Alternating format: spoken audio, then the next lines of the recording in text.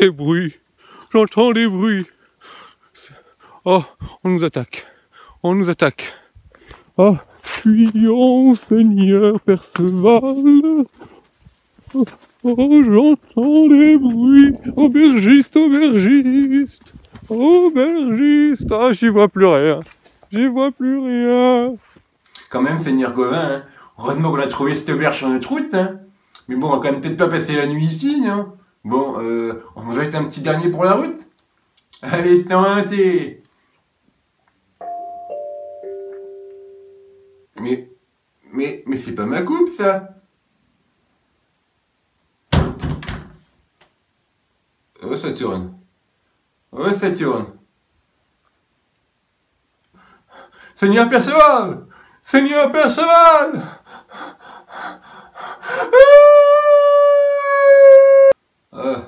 Ah, Seigneur Gauvin. Je sais pas ce qui s'est passé, là. Tout a commencé à tourner, et puis plus rien du tout. Heureusement que vous étiez là, hein. Mais d'où ma réaction, mon ami? Je me suis dit que crier vous ramènerait de ces limbes aux vapeurs alcooliques où vous étiez perdu. Eh oui, et c'était bien un cri du cœur, mon ami, je l'ai entendu. D'ailleurs, vous m'avez fait penser à ma pauvre mère. Ma pauvre mère qu'elle est restée au Pays de Galles. Et puis, elle est restée là-bas pour gérer le domaine. Mais comparé à nous, c'est pas une flèche, ma mère, hein? Ah non, nous on est plutôt les gars futés, vous voyez, les gars qui savent retrouver la droite de leur gauche, quoi. Vous voyez? Eh ben, elle pédale un peu dans la semoule parfois, il faut bien le dire. Mais justement, Seigneur Perceval, ça me fait penser. Vous qui me servez à la fois de mentor, de directeur de conscience et de maître à penser, n'est-ce pas? Oui, eh ben, vous voulez me remercier, c'est ça? C'est pas compliqué, hein? Pas compliqué du tout. Vous avez qu'à m'inviter à la course de clébard de la Saint-Sébar. Il y aura dans Creuse, mon favori. En fait, c'est le clébard d'un ami Clodo, qui arrondit ses fins de mois, on peut dire, hein. Mais je n'avais pas fini mon laïus, mon ami. Vous voyez pas que vous me coupez avec vos circonvolutions de comptoir, là? Je voulais vous demander, mon ami, ce que vous pensez de ma virilité, en tant qu'époux et en tant que chevalier, vous voyez? Virilité, virilité comme... C'est-à-dire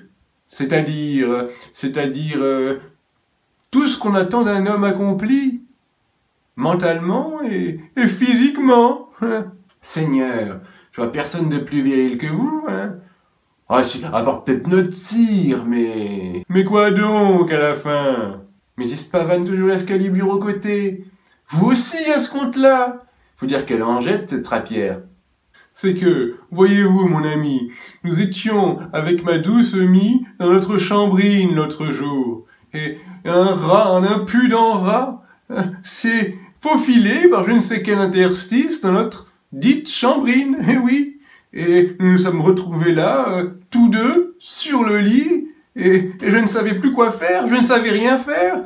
Nous, à part crier, nous crions, voilà, dans un méchant unisson, et à crier comme ça, voyez, et comme j'étais moi-même encore plus dans les aigus que ma femme, ou elle encore plus que moi, je ne sais plus, eh ben, je me suis rendu compte à la fin, voyez, comme elle m'avait dépassé dans les suraigus, que j'étais plus sur son terrain à elle que elle sur le mien. Bon, n'est-ce pas? Je me fais bien comprendre. Et donc, il y a un problème. J'ai un problème avec ma virilité, Seigneur Perceval. Je me pose des questions, c'est tout.